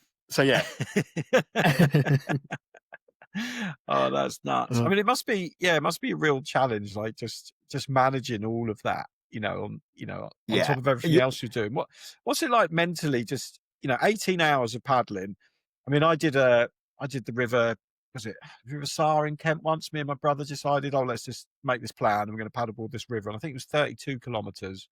And we did it in 6.5 hours, and it was the flow was against us to start with because the flow was with us to start with, then against us because it was tidal. We'd done a real rough plan on the beers the night before, and then woken up at 5 in the morning and just gone and done it. And went, wow, that was pretty impressive. But it was, it was quite a challenge mentally just to keep bloody paddling, and that was only for 6 hours. It's the longest paddle I've ever done. So for 18 hours, like, how do you keep your mind in the game? The first 2 days actually were hardest. Physically, because your body is, but the human body is amazing. Like, gets so used to something, it complains a bit, and then if you keep at it, it sort of says, "Okay, fuck it. Okay, there's no point in me complaining. This is it now. There's no point so I might as well just let you crack on." So actually, the first 2 days physically were the hardest. Or you were numb to the pain after those days. But like I thought I would have 18 hours a day to kind of think about my life and what's going to happen next and put the world to rights and. I had a lot of stuff going on at home and work, and I thought this would be great, clear-headed. Truth is that, like, you're never bored. You're never like, there's moments where you're like, I feel like an hour's gone by, and you look at your watch, and it was 8 hours later. You were just and you're like, what have I done for 8 hours? I've literally just been just in a zone, in a flow state. And I know it sounds really cheesy, but like, there was points where you're in this flow state, and you're like, you look down, and it's 8 hours later, and you're like, how have I just got hit? I just been on autopilot. What happened? There's also times when you look down, you think, this is about, I feel like I've been paddling for like 2-3 hours. You look down, and it's like 4 minutes later. And it's like, what? So it kind of, and again, the thing I've kind of learned, I say, is like, everything ebbs and flows. Excuse the pun, but like when things are good, you've got to remember they're going to get bad, and when things are bad, you've got to remember they're going to get good. And I think we kind of had that outlook for the whole thing. So like when it was good and we felt good and the sun was shining and it's warm on your back and we were out front and like there's moments and you feel uplifted, enjoy those moments, but then also know that it can't be like that forever. And likewise, when there was those real low points and you're like, what the fuck are we doing? And we had a few sketchy moments as well. And you're like, and it's amazing how your kind of autopilot clicks in, but always remembering that this is not forever. Things are going to get better. And we kind of had that. It was like an ebb and flow throughout the day on all those days. But it never felt like 18 hours paddling each day. And it kind of like, it's like if I said to you, Rou, like, go out and run a 5K, just go around 5K. After 2K, you'd be going, I can't be bothered with this. But if I said, go out and run 10K, you'd probably start complaining at 5K. If I said go out and run 50K, you'd start complaining at 15, 20K. Because our mind just kind of like, it decides what it wants to, your body kind of says, okay, I'm doing 5K, so I'm going to start moaning here. But once it realizes, it's a real, I don't know what it is a term for it, but it's just, when you like, I've got to do 1,000 miles, or I've got to paddle for 18 hours today, you didn't start moaning after an hour. You start feeling tired after 15 hours. You're like, oh, I've only got 3 hours to go now. But it's like on a normal day, if I said to you, tomorrow we're going out for 18 hours, and that's it, you'd be like, after a couple of hours, you're like, Jesus, what are we doing? So there's a lot of perspective and relative kind of thing. And, we had some sketchy moments. I capsized 3 times. First 2 times, it was really hot and sunny. It was quite funny. Like, it was actually quite refreshing. I mean, it's glacial water, so it's freezing, and the air temperature, it's like 40 degrees in the daytime in the sun, and it's like -10 at night. It's huge swings. But the third time, we were just coming into past Eagle into the Arctic Circle, and it was windy. There was rain. It was grey. It was cold, and I just lost concentration and I fell off. But I fell off, and the board flipped upside down. So there was some wind that flipped it. So I kind of come up, and my board's upside down, and everything's strapped to it. So it's it looks like a bridge, because the dry bags are keeping it floating on that. Yeah. And then first you look around, make sure nothing, everything's on taglines, everything's on taglines, looking around, and you're like, okay, I've not lost anything. And then we'd practiced how to right the board and flip, because Skip couldn't help me because the river's moving. So when I fell in, he's already 200 meters ahead of me. He can't come back. So I flipped the board, got back on, and you're looking at, have I lost anything? And I lost a shoe. I had these really nice Vivo barefoot water shoes, and like one, obviously the tagline come off, and I lost a shoe, which now it sounds not funny, it sounds frustrating, but that can escalate, because we still had 5 more days and I had nothing for my feet, and we're having to, looking for campsites. We might have to go into the bush. We might have to. So all of a sudden you can see the potential risk for something that's going, it's all shits and giggles when it's sunny and great and you're out front, and then one little thing, you lost a shoe, weather turns, you need a campsite, and the only safe place is up an embankment, and you've got nothing on your shoe apart from a sock. Do you know what I mean? All of a sudden, you get cut on your foot, or you go down a tributary and you get hit at Beaver Dam, and you have to hike back up the river and you're walking across a riverbed with only one shoe. So all of a sudden, the jeopardy kind of goes up from one little thing. And I got back on the board, and I was it was windy, but I was on the paddle through it and a warm up, and we'd had our training, and I was starting to get a bit cold. Skip's like, look, remember your training. We need to stop, and you need to put in your dry clothes. You're not gonna out paddle. You're not gonna warm up. And at this point, we were still out front. It was day 6. We were surprised no one had overtaken us. The canoes and kayaks still hadn't caught us, and we were fast approaching the border into Alaska. And we were like, if we get into Alaska before anyone, it's unheard of that a sup beats the canoes and kayaks that are chasing them. And the canoes and kayaks, they use the sups as like a bit of a hunting ground. It's quite a marker for them. Yeah, like this. So we were like, we were 10 kilometers from the border of Alaska, where I think we're probably about 500 miles into the race, 550 miles into the race. Yeah. And we pulled off on this little bank, and I was like, right, you're in the middle. So I literally completely just took all my clothes off, standing there stark naked on the bank. And at that moment in time, I look up, and the Estonian girls come kayaking past. No way. Yeah, literally. And they're like, hey, and they're Estonian, and I'm like, hey. Amazing. I like to think I gave them a little lift. Yeah, that was the highlight of their day. Yeah, exactly. Yeah, they saw a real bear. No. Yeah, they're probably thinking, "Oh, those English guys, they're naked all the time. They must be doing that all the time." It was so fun. Of all the places, literally, and it was funny things like that made we just laughed, and and unfortunately, it meant that they got ahead of us. We crossed over a bit behind them and stuff. But yeah, it's that was quite amusing. But like, just shows you like things can go wrong. And when it does, no one's going to be there. You've got to kind of look after yourself, and no one's going to kind of sort it out for you. Did you have any injuries or wears and tears on the body? I mean, it's a long time to be paddling. Obviously blisters everywhere on your hands, but like blisters on blisters. I found, for me, I actually took I had some like normal thin UV gloves, and they cause a lot of blisters. I don't normally paddle with gloves, to be honest. But what I did take is I took them for the night time in case it was cold. I took a pair of ski gloves, and it turns out they were the best thing in the world to paddle. It's like putting pillows on my hands. So even when it was like 40 degrees in the daytime, I was wearing ski gloves for a lot of it. And it was like, because you're trying not to grip too hard, and it was just like Yeah. putting it was like clouds on my hands, but I had blisters all over, obviously loads of ulcers, sunburn. No matter how many times you're layering on factor 70, you just the sun gets through everywhere. Obviously dehydration. The biggest thing was when we got back from the race is I lost all feeling in my feet for 6 months. No So way. from temporary nerve damage, Just from being stood up. just Because stood up. I know that from paddleboarding, right? If you stand up Yeah. on a paddleboard for 2 hours, Yeah. you start getting pins and needles Yeah. in your So feet. But so doing it that but long, it actually caused proper damage. That's crazy. it caused proper damage. And so like, when I got home, my wife could put pins in my feet. She was like going out, and I couldn't feel a thing. And really weird, walking for like 6 months afterwards, like I couldn't feel my feet. I couldn't feel the shoes I was wearing. I just had to, That's I would crazy. trip over things because there's no kind of spatial awareness or kind of feel to my feet. So that's probably the biggest. There was these, but we were told that could happen, so I wasn't too worried about it. It's just, and it gradually came back, and like the feeling in the heel returned first. It gradually kind of got better and better until the toes. The toes are the last thing to kind of gain their full thing. But but it's full recovery now. But it was quite surreal.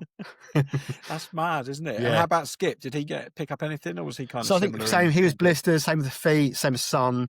So we're all very similar, really. I mean, he had a back problem before we went into things, so I don't think that helped too much as well. So I think he had some aches and pains. But again, it's just amazing what the body does. It kind of just gets on with it. Yeah, it is amazing what human Yeah. body can do, and also what the Yeah. mind, how Oh, you yeah. can your mind can just sit there and just go, yeah, I'm going to carry on. I'm going to keep going. I'm not going to Yeah. stop, and keep on rocking. And how did it Yeah. feel when you got sort of towards the tail end of the race, the last couple of days? How was that So the feeling? last And couple of did you know where you were in terms of like overall the race? Had you No, stayed ahead of the other paddleboarders? so the paranoia. So as the race goes on, sleep deprivation, paranoia. We'd really got into our heads. We want to be the first sub team to cross the line. We don't want to be out. We don't want to be out front for so long to then be overtaken. You don't want to be last. No, exactly. We'd obviously a couple of team canoes and kayaks had overtaken us, and the cursory wave, and you stop and maybe exchange some sweets or whatever. You're getting bored of your shit, and they're getting bored of their shit. So you do a bit of an exchange of goodies.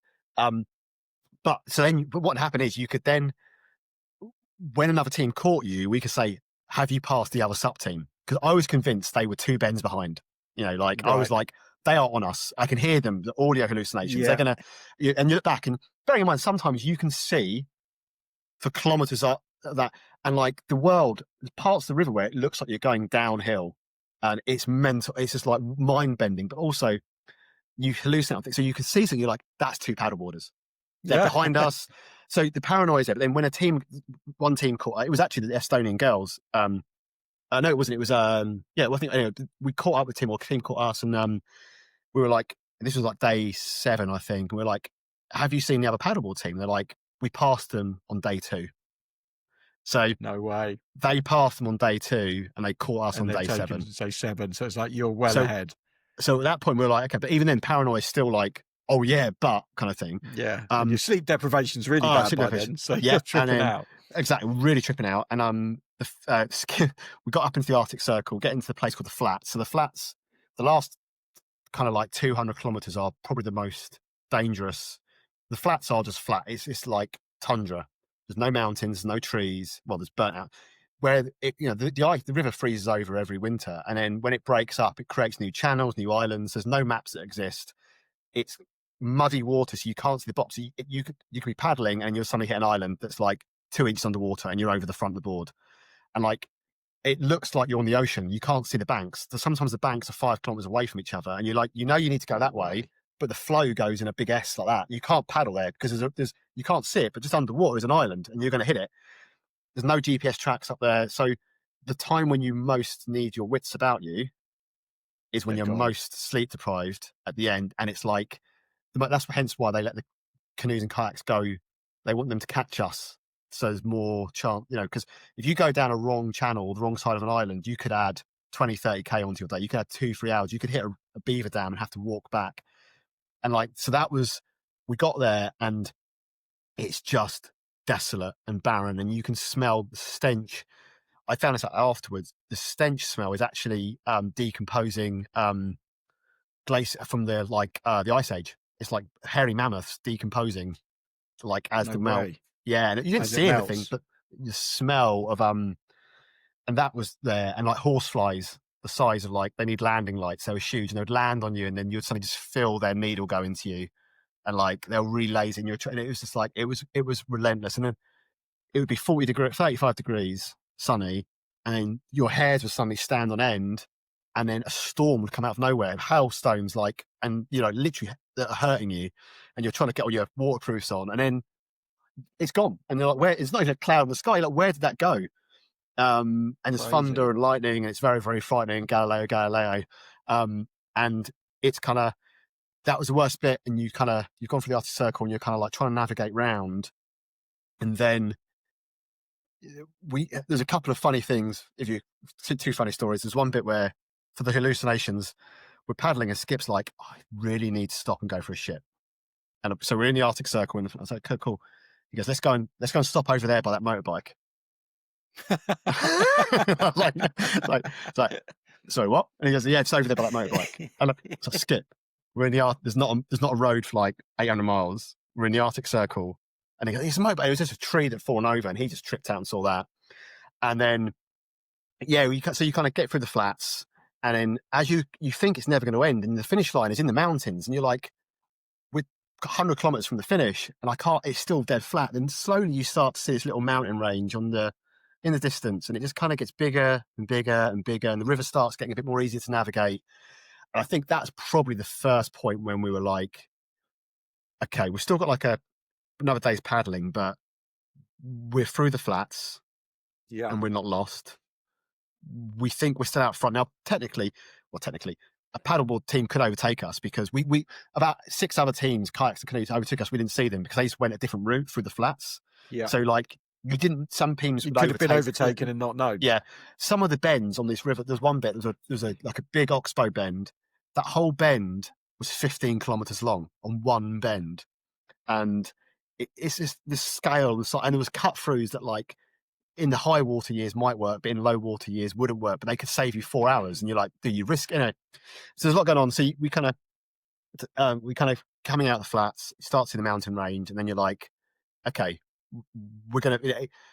I think I got about 50k from the finish, and at that point I was like, even if I break my leg, a bear pulls my arm off, and my board gets punctured, I can float across the finish line now. You kind of, because the flow goes in the flats. There's hardly any flow. It's all, but then it kind of, when it gets back into the mountains, the flow picks up again. It's not moving as fast as you would hope, but it was at that point there, about 50k from the finish, I think. Then we were just like, yeah, we've fucking done it. Gonna make it. It was a lot of kind of like self-reflection. I think we kind of didn't paddle together for a bit. We kind of like a lot of things to go through and process, which and that last 50k was like a conveyor belt, because the finish line is a bridge. It's the second bridge. It's only 2 bridges in 1,000 miles. One is at the beginning, and this one is like at the finish line. And the bridge is only there for the Alaskan pipeline, the gas line. So it's where it follows it, and it's if you watch Ice Road Truckers, it's the bridge they cross over up in Alaska. There's one kind of truck stop there for these ice road truckers kind of thing, and it's the only it was the first man-made thing we've seen in 1,000 miles, pretty much, basically. And you're in this valley, you're coming around, you're looking for this bridge. It's a huge bridge. It's a massive, ugly concrete bridge, and you've seen pictures of it. And obviously we saw the finish line for it. So we saw it the year before, so we knew what it would look. And you come into this corner, and you start to see a bit of concrete in distance, but you're still like 20k. You're still like 4 hours away from it, and it never seemed to get closer. And like and it gets closer, and then it did get a bit closer, and then then all of a sudden it's like an exponential curve almost. Like it seems to go on forever, and then it was like, okay, we're there. And I think I remember hearing the drone above my head. I was like, okay, we're right on the finish. Someone's got to be close. Got to be close now, yeah. Or someone's very lost. And then it's kind of, you see the finish line. You see, we'd seen the finish line the year before. We saw John there to welcome us in, and couldn't see any other paddleboard teams. So we're like, they've either got in well before us, or and you kind of bring it home, and you kind of, it was a really strange experience finishing. Because are there people cheering at the end, or there is, because like you've got there? No, there is a few of the canoes and kayak teams that have come in before you. They often come. Someone will put a call out, say there's a team coming in, and they'll all come and then down they'll to all this like gather. gravel, and they'll cheer. There's a few teams that have got support teams that kind of drive up from Fairbanks in Alaska to the finish line to pick them up. So there's people around, but it's not like some kind of big there's no big inflatable arch that you run through and kind of like, it's literally John's there with a Yukon beer and a big medal coin that you kind of get given. He shakes your hand, and we're in the water. I remember kind of collapsing onto the board, and like I remember laying down head looking at the board at my my standing pad, and I just didn't want to look up. I didn't know what to say. I was just staring at this spot of dirt on my board for ages, and then like looked up, and it's like the camera was on us doing this documentary, and like, say something really, really inspirational, aspirational, set an example for the kids out there. And John was like, how was it? And I was like, yeah, it was really good. And that's what I could say. And like, that was it. That was all I had in me. And we kind of like, you kind of get off the water, and this trucker stop. It's quite funny because they've got a proper bill. You come up there, you order whatever you want, kind of thing, and it's trucker food. So someone's sorting our gear out, and they're like, just go up. And I've still got no feeling in my feet. Someone gave me some flip flops to wear because I was walking across like sharp shingle, and I was like, as if didn't know. We got up to this truck stop, and I ordered like 2 burgers, 2 chips, and I could hardly eat anything. I could and I had this beer that he chucked me, and I had a couple of sips, and I thought all I craved was like a can of Coke, flat Coke. And so the food it was a bit of an anticlimax of food as well. I thought I'd demolish this burger, but actually your gut's so useful, and also the release and the relief as well, of like making it and not dying. A lot of emotion comes out. And another funny story. So at that point, I was like, I just want to shower. I hadn't taken my clothes. I hadn't taken my clothes off for 9 days. I just literally paddled, slept, everything in it, and I embraced it. I enjoyed it. But I was like, I need to go and stand in the shower. Clean now. So like, so it's just a truck stop. So you go into the bathroom, and like, there's like 10 sinks in a row with mirrors, and on the back wall there's like 10 showers. So I go in the shower, and I have. And firstly, the most annoying thing is most showers where you have to press the button and it gradually slowly comes out. So I'm pushing it, and I'm lavering up, and it stops. So I'm trying to push this button, and it would never stay on. So that really pissed me off. And then, so I've had the shower, and I just want to brush my teeth properly as well. Like, so I'm at this mirror. So I'm on 10 mirrors, 10 sinks. I'm on the far left. No one's in there. Tower around to brush my teeth. This huge trucker comes in. I mean, I'm talking like, and he has his towel around him. He whips off, puts it over his shoulder. So he's just totally stark naked. Yeah. And he walks up of his 10 sinks. You know exactly what sink he goes and stands next to brush his teeth, right? He stands next to the one next to me. And I'm brushing, and like, there's nowhere for eye contact other than seeing him. And he's brushing his teeth, and everything is moving like Mr. Blobby. and at that point, I was like, is this what, is this real? Is this? I just paddled 1,000 miles, and this is my prize. Yeah, this is what you get. This is the closest I've been to a bear all week. Yeah, and that was just one of those other funny moments, really. And and that was it. We kind of did it. We finished it in 8 days, 13 hours, and 5 minutes. And the second sub team made the cutoff, I think, by an hour. The next day, they come in about just over a day and a half after us. We actually built up, having looked at the trackers and spoke to them afterwards, we'd built up about 100 kilometer lead after the first 2 or 3 days. We really, no way. Without intention. I think they had a few nightmares and struggled with gear and stuff, whereas we didn't, rather than, I mean, because both Kim and Martin are really good paddlers and stuff. And I think they just had a bit of a tough start. But anything that happens, it just slows you down, right? Especially if you're on a section of the river where it's flowing and you've stopped and the other team is still going. It's like they're building up distance and distance and distance. Absolutely. So there's a lot to be said for your kit being good enough 100%, to absolutely get you through. Yeah. And there we go. We did it. Nice. So 4 years later, almost to the day of funny enough, it was the finished date was almost 4 years to the day that we got that message on my Apple Watch. No way. On holiday. Yeah, it was pretty much to a day or two, which I thought was quite interesting. Yeah, it popped up. You did a documentary for it as well, right? So I'd always, being a filmmaker, and I always wanted, they say everyone's got a book in them, but I'm not very good with words. But I thought, I could do a documentary. And after 2022, and I'd filmed some stuff at the finish line, I sort of said to the organisers, I would love to make a documentary. And they sort of said, look, we'll give you permission and support to use the name and whatever support we did. So the downside, the hard thing is like, how can I film a race that I'm also in that's not allowed support? So what I had to do was, like, I reached out to all the teams that year before the race and said, look, I'm making a documentary of the race we're about to do. You know, like, if you're up for it, can tell me what gear you've got, like cameras, GoPros, what you're going to, because most people want to film.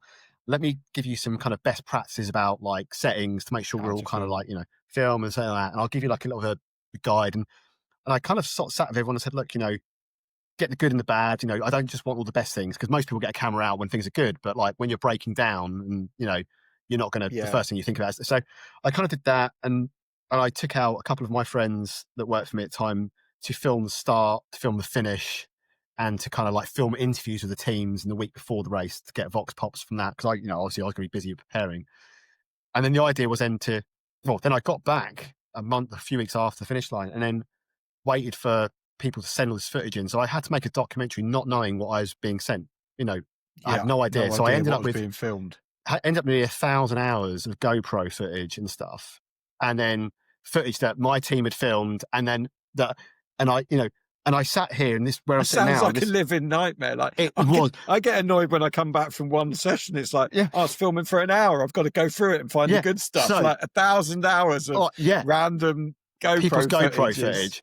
And like, and you know, hit record on day one, and then I hit stop on the end, and there's 10 days worth. And I remember bringing it all into Resolve, what I edit in, and like trying to organize it all. And I was like, I've got to try and find a story in here somehow and make it all weave together. And it turned out to be a 12-month process of weekend editing and evening editing. So for other people, the race was done when they finished. For me, I lived that race again through every team that sent me GoPro footage, which was really quite fascinating, because I'd watch it and be like, I don't remember that, or I didn't see that, or we had great weather there. And it's amazing how different teams had so many different experiences just because of the time of day they were there at a certain point as well. But yeah, so I kind of pieced together this story from the footage, and then went back and went back and interviewed the teams properly, you know, with my proper cameras and lighting to try and give it a narrative. And turned it into a 90-minute documentary, which we finished. We had a film premiere out in Estonia last November. It's on Amazon Prime now, so it got accepted onto Amazon Prime. We tried to enter it into film festivals, but most film festivals want it to be like sub 30 minutes. Some are sub 60 minutes.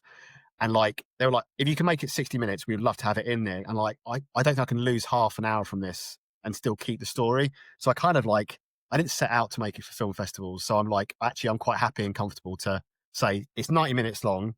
That's what it is, kind of thing. But yeah, it's on Amazon Prime now. It's doing pretty well. You know, I get a little statement every month. You can rent it or buy it. It's getting great feedback. It's had a few 100,000 views. The trailers and stuff. So yeah, so it was a real, it was a lovely experience. It was very tough to spend nearly 12 months watching GoPro footage from other teams, and like of every quality you can imagine. Like even though you've told them what settings, they've completely forgotten it. Like filming in portrait. Exactly. Filming portrait, only filming the good times. It was so. But I'm really proud of it. There's a trailer out there. And I'm sure you'll put links in the show notes.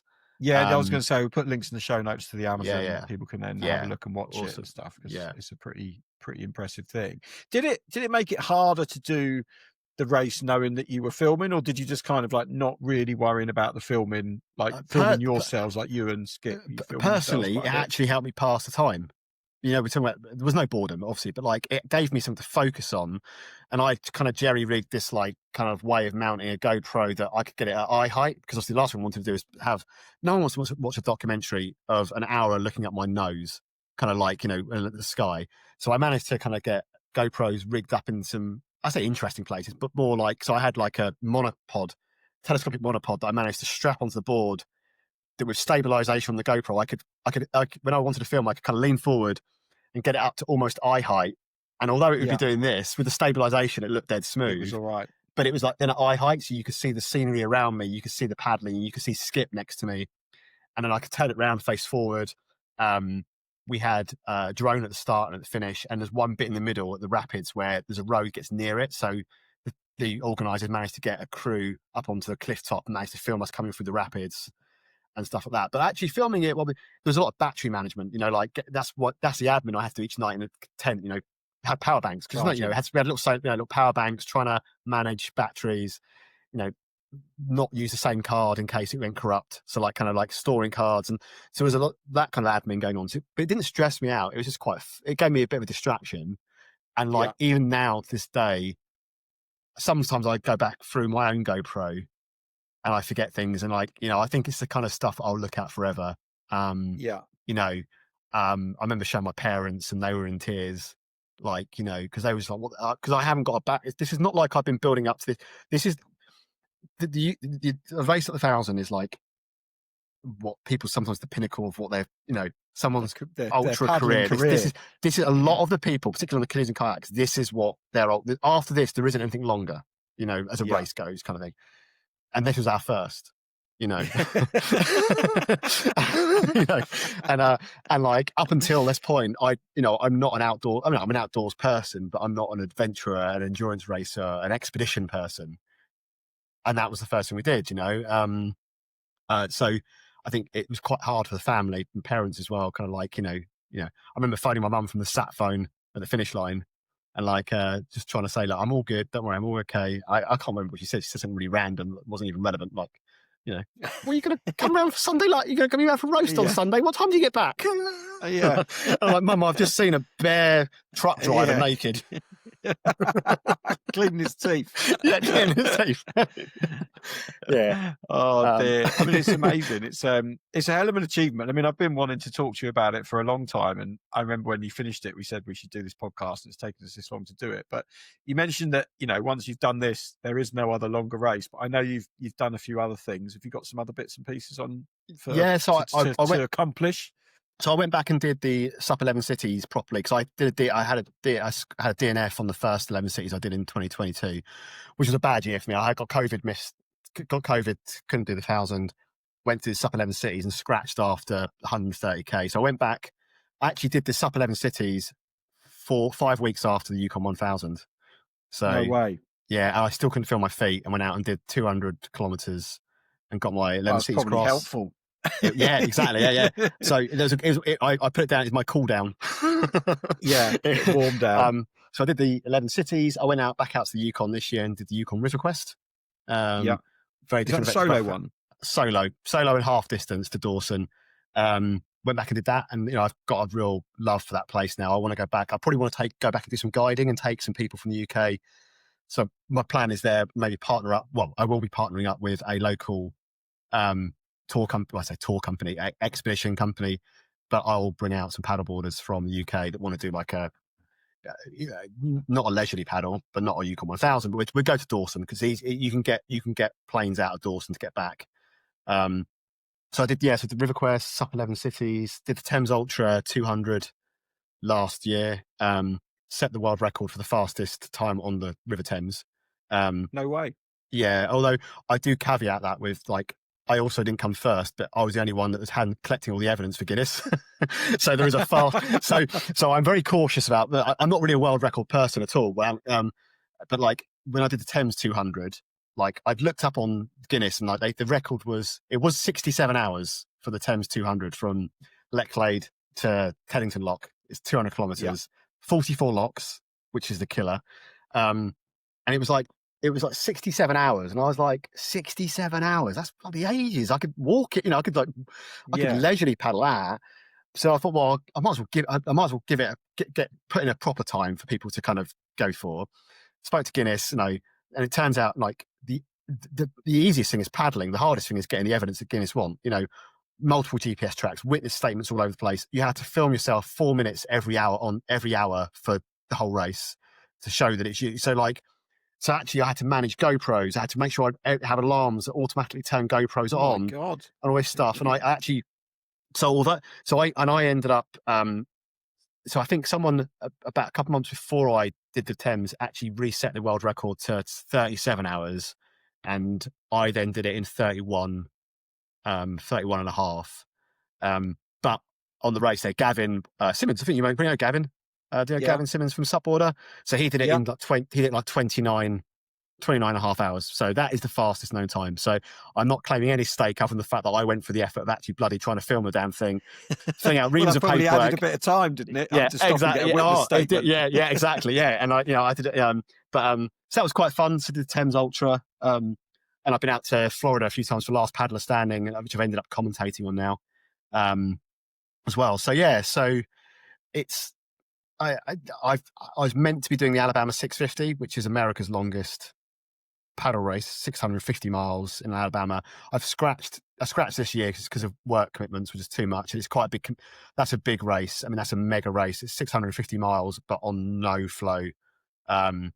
It takes 10 days. You need a full support. That is fully supported, but you have to find a support crew that can give up 10 days of their life to basically drive alongside the Alabama Scenic Trail as well. Yeah, exactly. So I think that's probably, I have to put that one to bed at some point. To complete the set, as it were. Yeah. But then I do, if you're like Brendan Prince's sub 12, 12-hour paddles. Yeah, I just kind of got a bit of a pennant for like just enjoying the suck. Yeah. And the thing is as well, Rou, it's like when you get to our age, my age, it's like you actually become quite good at, because when it gets to ultra and long distance stuff, no matter what the sport, it's so much about the mind and less about, a 20-year-old's going to beat me in a straight line race for a sprint, 200 meters kind of thing. But I can pretty much be confident that I could beat any 25-year-old on an ultra that's not trained like I am, because they might have the carburetors and the kind of the energy for that short stuff, but that's sometimes 30-40% of it. It's about the mindset, the nutrition, the food, the amount of races I've done where I've been behind the young guns and I just pick them off as they fade as well. Yeah. So I can't remember why I got onto that, but like I think there's always picking events that suit your capabilities exactly. as we gracefully enter slightly older age. Yeah, exactly. Oh, well, that's amazing. I mean, there's so much more we could talk about, but I think we've been going for like nearly 2 hours there. So I reckon we should probably call it quits. But thank you, Craig, for coming on and giving us an insight into that. I mean, it's a heroic effort, absolutely heroic effort. And especially knowing all the trauma that you went through to get there with COVID and then having COVID and then finally making it. It's a hell of an achievement. So thanks for coming on and talking to us about it. Thanks, mate. And obviously you put the links in there. And also for anyone that's interested in kind of like training and coaching for sup ultra endurance racing, I've got some training plans and some coaching coming online towards the end of the year. So there's my plug as well. So there you go. Get your plug in. Well, we'll put some links in the show notes cool. and let people know. But that was amazing. Thanks, Craig. Thanks, Rou. And there we have it. I'm sure you will agree Craig is a very interesting gentleman indeed and has some fantastic stories. Not sure how I feel about letting on about my bear story, but hey, if you've got a bear story and you're chatting to someone about bears, that's probably the only time you're ever going to tell it. So may as well get it out there. Don't forget to check out the other podcasts, the Kite Pod and the Foil Pod. Have a listen to those. And if you're looking for more content from me, that's a great place to get it because we're uploading there weekly. But if you're keen to listen to more life-affirming, incredible stories, then I will be bringing you another one on this channel soon.